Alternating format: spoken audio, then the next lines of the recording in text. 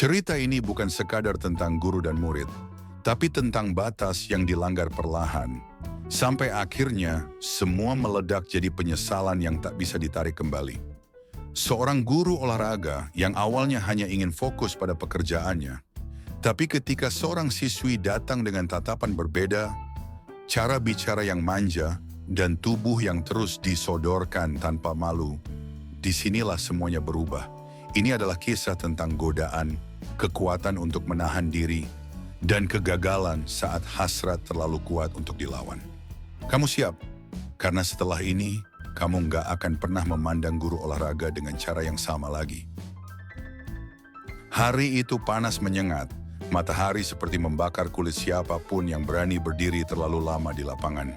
Aku, seperti biasa, berdiri di tengah, peluit tergantung di leherku, memantau anak-anak yang lari mengitari lapangan. Suara sepatu mereka memantul di aspal, napas-napas berat terdengar jelas di telingaku. Lalu dia datang, Vira. Tubuhnya tinggi semampai, kulit sawo matang, dengan keringat yang sudah mengalir, bahkan sebelum pemanasan dimulai. Seragam olahraganya lebih ketat dari yang seharusnya. Kaos putih itu membentuk jelas lekuk tubuh bagian atasnya. Celana pendeknya sangat mini, terlalu mini untuk ukuran siswa SMA. Aku sempat terdiam, menahan napas tanpa sadar. Dia melirikku dan tersenyum kecil.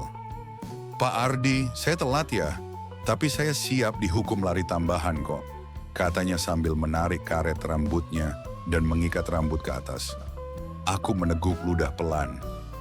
5 putaran sekarang, jawabku singkat, berusaha terdengar tegas. Tapi mataku tidak bisa tidak memperhatikan cara dia berlari. Bokongnya naik turun dengan ritme menggoda. Kaosnya sedikit terangkat tiap kali dia melompat kecil di tikungan lapangan. Dan aku mulai merasa gelisah. "Pak, saya udah selesai. Bisa stretching bareng saya nggak?" Dia berdiri di depanku dengan nafas memburu. Napas itu membuat dadanya naik turun cepat dan keringat di lehernya terlihat mengkilap. Aku menarik napas dalam-dalam. "Stretching sendiri aja. Kamu tahu gerakannya. Tapi saya pengen yang intens, Pak. Yang Pak Ardi tunjukin langsung." Aku mulai merasa ada yang nggak beres. Tapi aku tidak menolak. "Oke, ikuti saya." Kami pindah ke aula indoor sekolah yang kosong. Kipas angin menyala, tapi ruangan itu tetap panas. "Kita mulai dari gerakan pergangan kaki," kataku, berlutut ke lantai matras. Dia mengikutiku. Saat dia membungkuk ke depan, mataku tak sengaja, atau mungkin sengaja, melihat celah di antara paha halusnya. Aku tercekat. Tidak ada garis dalaman. Tidak ada warna yang mengisyaratkan kain tipis apapun. Dia tahu aku melihat. Dia membalikkan wajah dan berkata, "Pak Guru mau lihat lebih dekat." Jantungku seperti dihantam petir. "Vira, kamu jangan bercanda," kataku terdengar lemah. Dia tersenyum miring. "Aku serius, Pak." Dia perlahan mendekat, masih dengan posisi stretching. "Aku sering mimpiin Pak Ardi. Tahu enggak?" Aku bangkit berdiri, berusaha menjaga jarak. "Kamu murid saya. Kamu tahu ini salah. Tapi Pak Ardi juga lihat aku, dari atas ke bawah." Aku tidak bisa membantah. Ada sesuatu dalam diri Vira yang sulit untuk ditolak. Bukan hanya bentuk tubuhnya, tapi cara dia bicara. Cara dia tahu kapan harus menggoda, kapan harus pura-pura lugu. "Saya balik ke kantor," kataku, mencoba menutup sesi latihan itu. Tapi dia menarik lenganku pelan. "Cuma sebentar, Pak. Aku cuma mau disentuh, sedikit aja." Tangannya hangat. Tubuhnya dekat sekali sekarang. Napasnya menyentuh leherku. Aku ingin pergi, tapi kakiku seperti dipaku. "Vira, ini salah." "Kenapa salah, Pak? Kalau sama-sama mau." Kata-katanya seperti racun. Racun manis yang menusuk pelan. Aku ingin meneriakkan tidak, tapi mulutku justru berkata, "Kita harus hati-hati." Dia tertawa kecil. "Berarti boleh, asal pelan-pelan." Mataku menatap matanya, lalu turun ke bibirnya, lalu turun lagi ke lekukan lehernya. Aku menahan napas, mencoba menarik diri, tapi dia melangkah makin dekat. Tubuhnya kini hanya sejengkal dari tubuhku, tangannya naik ke dadaku. "Pak Ardi, pegang aku." Aku menutup mata, lalu mundur 2 langkah. "Besok latihan lagi, kamu pulang sekarang." Suaraku keras, tegas. Dia tampak kaget, tapi tidak marah. Justru senyumnya makin lebar. "Oke, tapi besok aku pakai yang lebih ketat ya, Pak." Dia berjalan keluar ruangan. Pinggulnya bergoyang dengan kepercayaan diri tinggi. Aku berdiri di situ, napas memburu, keringat dingin mengalir. Apa yang barusan terjadi? Aku menyentuh wajahku sendiri. Jantungku masih berdetak cepat. Ini salah. Tapi kenapa aku menunggu hari esok? Malam itu aku tidak bisa tidur. Wajah Vira muncul terus di kepalaku. Suaranya, gerak tubuhnya, dan tatapan penuh api itu. Aku mencoba mengalihkan pikiranku, menonton TV, membaca buku. Tapi semuanya kembali ke dia, Vira. Di mataku, dia bukan lagi anak SMA biasa. Dia seperti wanita dewasa yang tahu apa yang dia mau. Dan dia mengincar aku. Esok harinya aku datang lebih pagi ke sekolah, berharap bisa menghindarinya. Tapi saat masuk ke ruang guru, ada kertas kecil di mejaku. Tulisan tangan rapi. "Pak, saya stretching lagi jam 10 ya. Kali ini di ruang musik, lebih sepi." Aku terpaku membaca surat itu. Aku tahu seharusnya aku laporkan ini.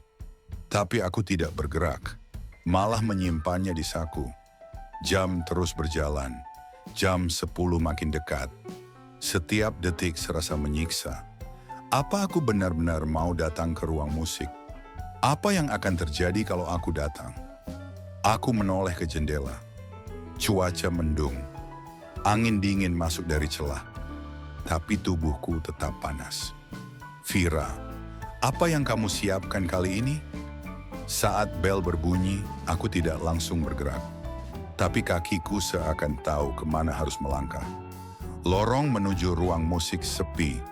Suara langkahku bergema. Lalu pintu kayu ruang musik kulihat terbuka sedikit. Ada suara lembut dari dalam. Aku dorong perlahan pintunya. Dan aku melihatnya. Vira duduk di atas piano, kaki menjuntai ke bawah. Seragamnya lebih pendek dari kemarin. Matanya menangkap kehadiranku dan bibirnya melengkung pelan.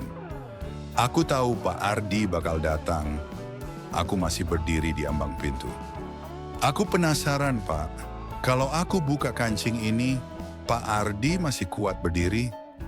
Tangannya menyentuh kancing seragam bagian atas. Perlahan dia mulai membuka satu persatu. Aku tidak bisa berpaling. Ada tarik-menarik dalam dadaku. Antara logika dan hasrat. Antara benar dan salah. Tapi detik itu logika terasa terlalu jauh. Dia berdiri, mendekat. Suara langkahnya di lantai kayu terdengar jelas. Aku mundur setengah langkah, tapi dia menahan lenganku. Sekarang giliran Pak Ardi yang stretching bareng aku. Aku masih diam. "Kalau Pak nggak mulai, aku yang mulai duluan ya." Tangannya mulai menyusup ke balik bajuku. Dan aku, brak! Pintu dibuka keras dari luar. Suara sepatu masuk. "Siapa di dalam? Ini ruang kelas, bukan tempat pacaran." Itu suara Burina, guru matematika. Vira langsung menjauh dariku, menutup bajunya cepat. Aku berdiri kaku, mencoba mengatur napas. Burina masuk, menatap kami curiga. "Kalian ngapain di sini?" Vira menjawab cepat. "Saya cuma latihan piano, Bu." Aku mengangguk pelan. Saya lewat dan dengar suara, jadi saya cek. Burina masih menatap kami dengan pandangan tajam. Lain kali ruang ini dikunci aja. Dia keluar dengan tatapan sinis. Vira menatapku sambil tersenyum. "Nggak apa-apa, Pak. Masih ada besok kan?" Dia melenggang pergi, meninggalkanku sendiri. Dan aku tahu besok tidak akan lebih mudah. Pagi itu aku datang ke sekolah lebih awal. Aku berharap bisa merapikan pikiranku sebelum kelas dimulai. Tapi ternyata Vira lebih cepat dariku. Dia sudah duduk di tangga lorong belakang ruang olahraga. Seragam olahraga lagi. Lebih ketat dari sebelumnya. "Pagi, Pak," katanya lembut sambil memiringkan kepala. Aku mengangguk, mencoba tegas. "Vira, mulai hari ini kamu latihan bareng anak cewek lain aja. Aku nggak bisa handle kamu sendiri." Dia malah tersenyum. "Kenapa? Takut nggak bisa nahan?" Aku menatapnya tajam, tapi dia tidak bergeming. "Ini serius, Vira. Aku bisa kena masalah." "Masalahnya kalau ketahuan, kan?" "Vira," dia bangkit dan berdiri sangat dekat. "Aku cuma pengen deket Pak Ardi. Aku pengen tahu Pak juga mikirin aku. Atau cuman pura-pura tegas." Napasnya menyentuh wajahku. Wanginya, aduh, manis, segar, menggoda. Aku mundur setengah langkah. "Sana masuk kelas, jangan bikin aku makin repot." Tapi dia justru menyentuh tanganku. Tangannya dingin, tapi efeknya panas. "Pak tahu nggak, aku suka cara Pak Ardi merhatiin aku diam-diam. Aku nggak pernah. Tapi Pak Ardi suka diam lama waktu aku stretching, kan?" Aku terdiam. Dia tahu terlalu banyak. Atau mungkin aku yang terlalu ceroboh. Saat itu bel berbunyi. Anak-anak mulai masuk kelas. Vira hanya tersenyum, lalu berbisik. Aku tunggu pas istirahat, di balik ruang gudang alat. Dia pergi, melenggang seperti biasa. Pinggulnya bergoyang seperti tahu sedang diperhatikan. Aku kembali ke ruang guru, tapi pikiranku tidak di sana. Pikiranku sudah terkunci di balik ruang gudang alat. Jam istirahat akhirnya tiba. Aku masih ragu, tapi langkah kakiku seperti bergerak sendiri. Gudang alat di belakang aula memang jarang dipakai. Dan saat aku sampai di sana, dia sudah menunggu. Duduk di bangku tua, menyilangkan kaki, senyumnya menggoda. "Aku tahu Pak pasti datang. Cuma sebentar ya, kita nggak boleh." "Shh, aku nggak mau banyak ngomong Pak. Aku cuma mau ini." Dia berdiri memelukku cepat. Tubuhnya hangat, nafasnya memburu. Dan aku memeluk balik. Untuk pertama kalinya, aku membalas tanpa berpura-pura. Tangan kami saling mencengkeram. Bibirnya menyentuh leherku. Aku tersentak. "Vira, Pak suka ya?" Aku tidak menjawab, tapi diamku sudah cukup menjelaskan. Tangan kecilnya masuk ke balik bajuku, mencari jalur ke kulitku. "Aku udah nggak pakai daleman, Pak, sejak dari tadi." Aku menarik napas dalam. Godaan itu terlalu kuat. Tubuhku bergerak sendiri. Tanganku kini memegang pinggangnya. Aku menatap matanya. Matanya tidak takut, tidak malu. Justru seperti menantangku. "Vira, iya Pak, kamu harus janji. Jangan cerita ke siapa-siapa." Dia tersenyum. "Aku jaga rahasia, asal Pak juga nggak ninggalin aku." Pelukannya makin erat. Bibirnya naik ke pipiku, lalu ke bibirku. Dan kami terdiam, lalu saling menyatu dalam ciuman yang lembut tapi membakar. Rasanya campur aduk, antara salah dan nikmat, antara takut dan candu. Detik itu, aku tahu semua sudah berubah. Tidak ada jalan kembali. Tangannya menarik resletingku perlahan. Tapi sebelum itu berlanjut, "Vira, kamu di mana?" Suara dari luar. Kami berdua kaget. Suara teman sekelasnya. Vira langsung menjauh, merapikan baju. Aku pun cepat-cepat berdiri dari bangku. Jantungku berdegup kencang. "Pak, tenang. Aku tutup mulut. Tapi kita belum selesai," bisiknya. Dia keluar pelan, lalu menyusul temannya. Aku menunggu sampai sepi, lalu keluar lewat pintu samping. Hari itu aku mengajar seperti biasa. Tapi semua terasa berbeda. Aku tidak bisa fokus. Di tengah-tengah penjelasan soal lapangan basket, mataku bertemu matanya. Dan dia hanya menjilat bibir bawahnya pelan. Seolah berkata, nanti malam aku masih kepikiran. Malam harinya ponselku berbunyi. Nomor tak dikenal, tapi pesannya jelas. Pak, aku kangen pelukan tadi. Bisa video call? Aku balas. Gak bisa, kita harus jaga jarak. Tapi balasannya bikin aku goyah. Tapi aku cuma pakai tank top dan celana dalamku udah basah sejak tadi. Aku menelan ludah. Tak butuh waktu lama, notifikasi video call muncul. Aku menatap layar, lalu menolak. Tapi ponselku berbunyi lagi. Kali ini dengan foto. Vira di kamar dengan tank top tipis. Celananya nyaris tidak ada. Aku pengen Pak Ardi lihat. Aku mematikan ponsel. Tapi bayangan itu tetap di kepalaku. Nafasnya, sentuhannya, rengek kecilnya waktu aku menyentuh pinggangnya tadi siang. Aku menyentuh wajahku sendiri. Panas. Malam itu aku mimpi tentangnya. Kami berdua di ruang olahraga. Dia hanya mengenakan seragam olahraga yang kuyup. Kami berciuman di atas matras. Nafas kami saling bersatu. Tangannya menyusup ke balik celanaku. Dan aku, Pak Ardi, aku terbangun. Suara keras dari luar rumah. Aku melihat jam. Sudah pukul 6 pagi. Saat aku membuka pintu depan, ada anak tetangga. Pak, pagi, ini surat dari sekolah. Katanya semua guru dikumpulkan hari ini. Aku mengambil suratnya. Ada stempel resmi sekolah. Mataku membacanya cepat.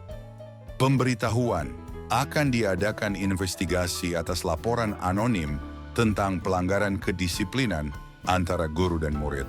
Jantungku nyaris berhenti. Surat itu membuat tanganku bergetar. Siapa yang melapor? Vira atau seseorang yang melihat? Aku masuk ke kamar, meraih ponsel. Ada pesan masuk dari Vira. Pak, maaf, aku nggak sengaja cerita ke teman. Tapi aku udah bilang mereka jangan nyebar-nyebar. Dunia seperti runtuh di hadapanku. Aku terduduk di lantai. Kepalaku berdenyut, nafas berat. Semuanya bisa berakhir di sini. Karierku, reputasiku, nama keluargaku. Tapi anehnya, satu hal masih kupikirkan, bibirnya, sentuhannya, dan bisikan itu. Aku nggak pakai daleman, Pak. Gila, aku benar-benar gila. Tapi yang lebih gila lagi, aku masih pengen dia. Bahkan setelah tahu semua bisa hancur. Sejak surat itu datang, aku nggak bisa tenang. Aku datangi kepala sekolah, pura-pura nggak tahu apa-apa. Cuman prosedur biasa, Pak Ardi, katanya. Tapi tatapan matanya mencurigakan. Aku yakin dia sudah dengar sesuatu. Teman-teman guru mulai bersikap dingin. Bahkan Pak Rio yang biasanya suka ngopi bareng, tiba-tiba diam. Aku merasa seperti dikucilkan. Tapi yang paling bikin kepalaku pening adalah Vira. Dia tetap datang ke sekolah seperti biasa. Masih tersenyum, masih menggoda, seolah tak terjadi apa-apa. Suatu siang, dia menyelipkan secari kertas ke meja kerjaku. Tulisannya cuman, Pak, aku kangen. Aku sobek kertas itu, langsung kubuang. Tapi sore harinya, dia kirim voice note. Suaranya pelan, gemetar. Pak, aku pengen banget ketemu. Aku ngerasa kayak Pak udah benci aku. Aku nggak jawab. Aku tahu aku harus berhenti. Tapi malamnya, saat aku baru selesai mandi, terdengar ketukan di pintu rumah. 3 kali. Pelan, tapi ritmenya aneh. Aku buka pintu, dan dia di sana. Vira, dengan jaket besar, rambut basah, mata sembab. Aku nggak tahu mau kemana, Pak. Kamu gila? Kalau ada yang lihat, aku cuma pengen pelukan Pak Ardi. Sekali ini aja. Aku menoleh ke kiri dan kanan. Sepi, tapi siapa yang bisa jamin? Masuk, cepat. Dia masuk, duduk di sofa, diam. Aku masih berdiri, bingung harus ngapain. Pak, aku nggak bohong. Aku beneran suka sama Pak Ardi. Vira, ini udah kelewat batas. Iya, tapi batasnya siapa? Batas yang bikin kita pura-pura atau yang bikin kita jadi pengecut? Aku tak menjawab. Dia berdiri, lepas jaket. Di baliknya, hanya tank top tipis dan celana training longgar. Tapi aku tahu dia nggak pakai apapun di dalamnya. Vira, pulang sekarang. Ini terakhir. Tapi dia mendekat. Tangannya menyentuh dadaku. Aku pengen tidur di sini malam ini. Gak bisa. Cuman di sofa. Gak ngapa-ngapain. Tapi peluk aku sebelum tidur. Aku tarik napas. Kepalaku berkata tidak. Tapi tubuhku mendekat. Dia langsung memelukku erat. Hangat. Lembut. Bahunya bergetar. Dia menangis. Aku nggak punya siapa-siapa, Pak. Ayahku kasar. Ibuku sibuk. Aku cuma pengen ada yang anggap aku cukup. Kata-katanya menusuk. Tapi aku juga tahu, ini bukan tempat yang tepat untuk membalaskan kasih sayang. Aku lepaskan pelukannya. Kamu tidur sini, tapi kita nggak ngapa-ngapain. Besok pagi kamu harus pergi sebelum tetangga lihat. Dia mengangguk. Tapi saat aku pergi ke kamar, 5 menit kemudian dia menyusul. Tanpa suara, masuk kamar, berdiri di depan pintu. Pak, dia turunkan talinya.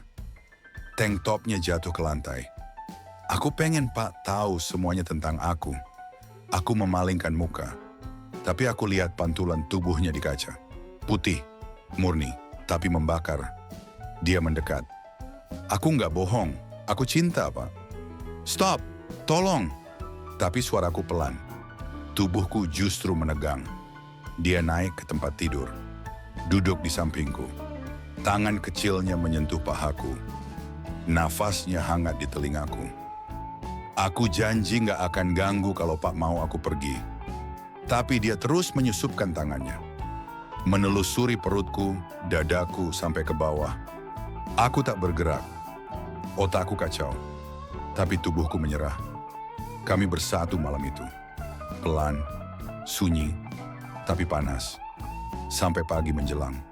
Saat ku buka mata, dia masih tidur memelukku. Tapi tiba-tiba ponselku berbunyi. Dari kepala sekolah. Pak Ardi, bisa datang ke sekolah sekarang. Ini penting. Jantungku berdetak kencang. Aku bangunkan Vira. Kamu harus pergi sekarang juga. Dia pakai jaket buru-buru. Kami keluar lewat pintu belakang.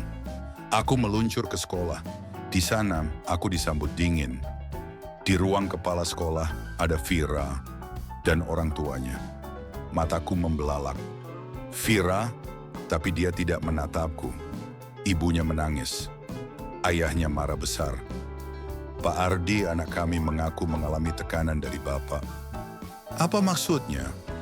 Dia bilang bapak mendekatinya, mengganggunya, bahkan sempat mengajak ke rumah. Aku ingin protes, tapi Vira hanya menangis di pelukan ibunya. Kamu yang datang ke rumahku, seruku. Tapi tidak ada yang percaya. Kepala sekolah menatapku tajam. Pak Ardi, untuk sementara Anda kami nonaktifkan. Dunia seperti runtuh. Aku berdiri, gemetar. Tapi Vira tetap diam. Menolak menatapku. Aku keluar dari ruangan itu. Malamnya aku duduk di kamar. Pikiranku kosong. Tak ada panggilan. Tak ada pesan. Sampai tengah malam. Sebuah pesan masuk. Dari nomor Vira. Maaf Pak, aku terpaksa. Mereka nemuin chat kita. Aku cuma bilang Bapak nggak maksa. Tapi mereka yang tambah-tambahin. Aku tidak menjawab. Lalu masuk voice note. Pak, aku kangen.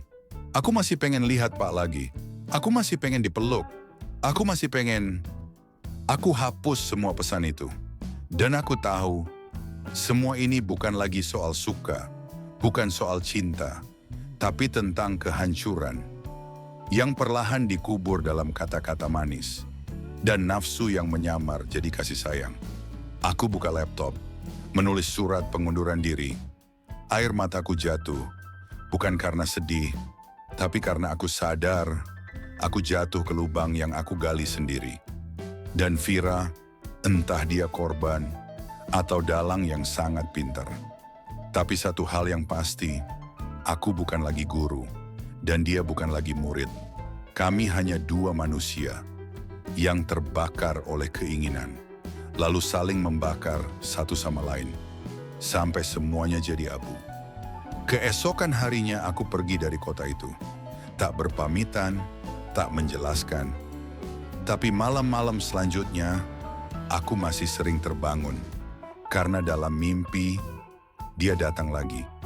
Membisik di telingaku, "Pak, aku nggak pakai daleman lagi malam ini."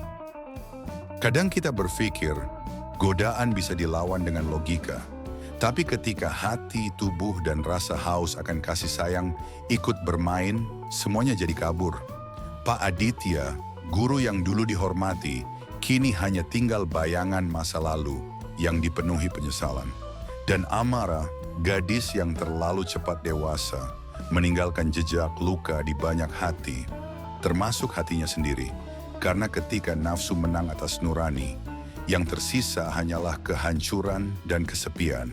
Ini bukan sekadar cerita tentang gairah, tapi juga peringatan bahwa sekali kita tergelincir, tak semua bisa kembali seperti semula. Jangan lupa subscribe untuk cerita dewasa lainnya yang lebih menggoda dan memabukkan. Sampai jumpa di fantasi berikutnya.